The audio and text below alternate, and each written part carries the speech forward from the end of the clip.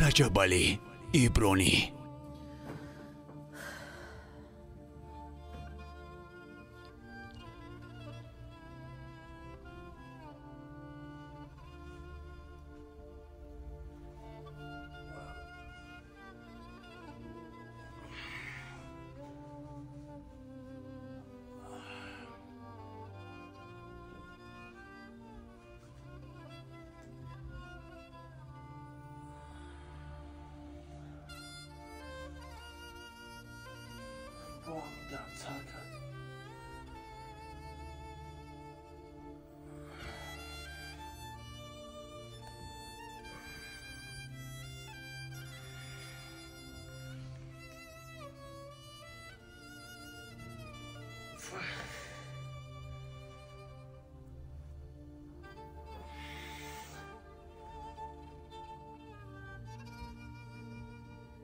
Ochajon. Bajon. Ochajon. Nada canım. Ya 500 so'm nadanamete. 500 so'm? Bale. Mali canım. Nekayu شما که من برای شما خانه خدا روی کردن جمع کردن یه مربعینه اسم خدا Maliş konuştu.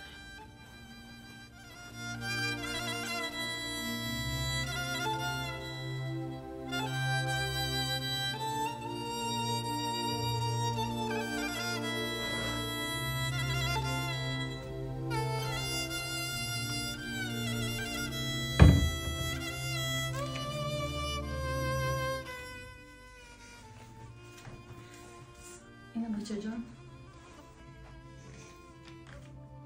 رحمت ochajon باید چند تا در کار دارم ochajon بیام Mali baca.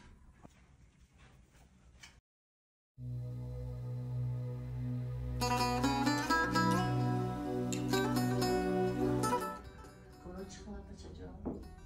شیرونه اعضای مهمون ochajon Hiç tamam kardeş korotonu.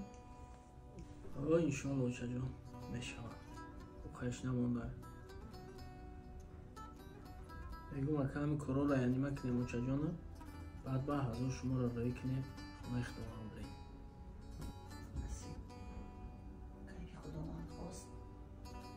هم ساعت هم لحظه هم کاری جا میشه بچم. به خواست خداوند یگون کار را میشه. انشالله اومده ochajon جون. میگم که یک 500 so'm من میدادیم 500 so'm. 500 so'm Maliş. کم در کار دارم Hacı der kura. آها حاضر میشم Maliş.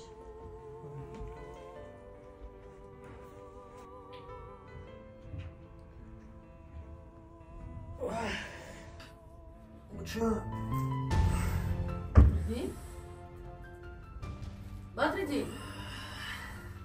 Badreddin. Badreddin. Badreddin چی شد چجا؟ Badreddin. ای بچه نترسون Badreddin. Badreddin منو بین ای بچه. Badreddin. Badreddin. ای بچه نترسون منو ای بچه. منو بین منو میجا جون. Badreddin. الو. السلام علیکم یوری تجیلی. همین رودکی 54 درام 13 یک موشین روان کنین. ها.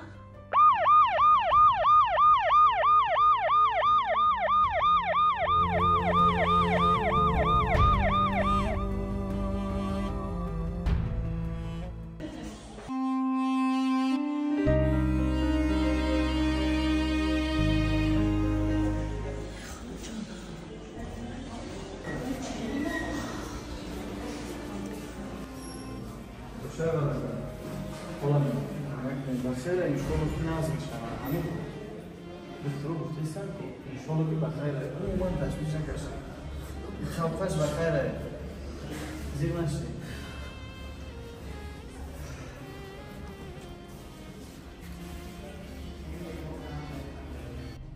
مرحبا داروي ماشي السلام بيو داروي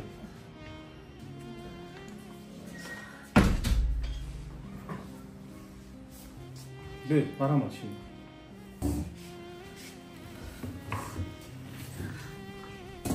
دکتر جون آبای مادر جان خدای سلامتی پسر من چقدر شد؟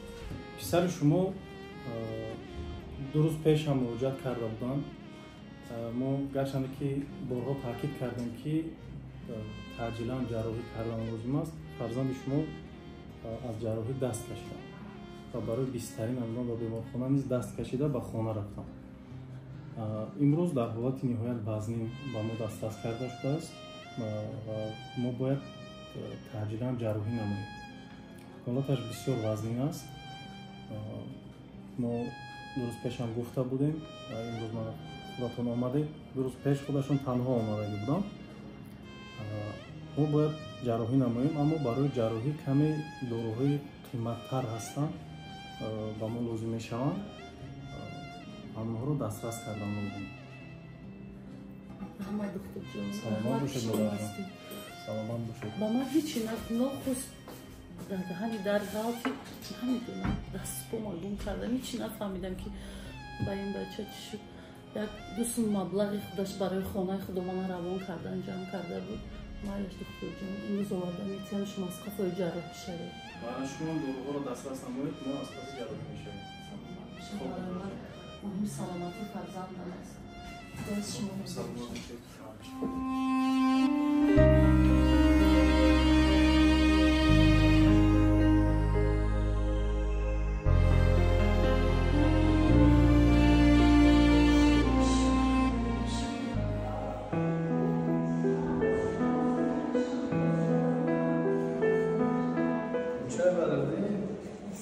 سلام علیکم بشنیمشید. چی بود؟ خدا باشه سلامت خوبه بخیر؟ بردی نشد دیدم بهتر شده خوبتر شده. خیلی نقش شد. خدا باشه رحمت برای دخترها که جراحی هم نقص گذروندن. یک دو مبلغی برای من خانه خدا روی کردن جمع کرده بود. برای من سلامتی فرزند مهمه.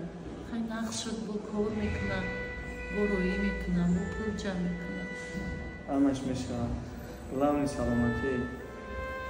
میدونیم چه باید بدیم. من راستی گفت در حیات یک آرزو داشتم، یک مقصدی نیک داشتم.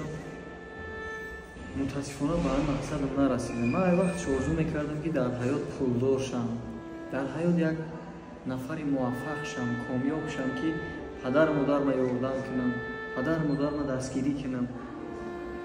همین مقصد اساسی من همین بود که پول جمع کنم. وقتی که پولدار شم مادر ما خانه خداوند روی کنم. پدرم هر چند گذشتگی بود امید داشتم، آرزو داشتم که مادر ما خانه خداوند روی کنم. اینکه خداوند همین چیزا من نصیب نکرد. من لحظه ای که پولدار شدم الکی مادر ما این سورکی بود. به همین خاطر مادر عزیز شما هم برای ما مادر حساب میشین. یک دوست مبلغی خودش برای خانه خدا من روان کردن جمع کرده بود. مایلش دکتر جان امروز آورده میتونم شما از کافه جراحی شده. خوب مادر جان.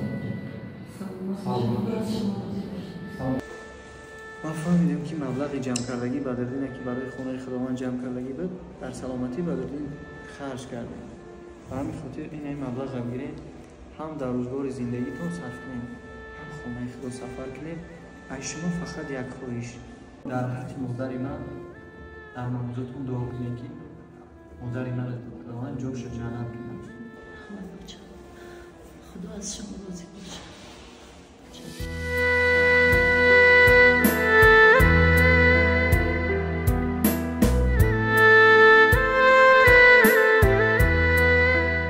رجب علی ایبرانی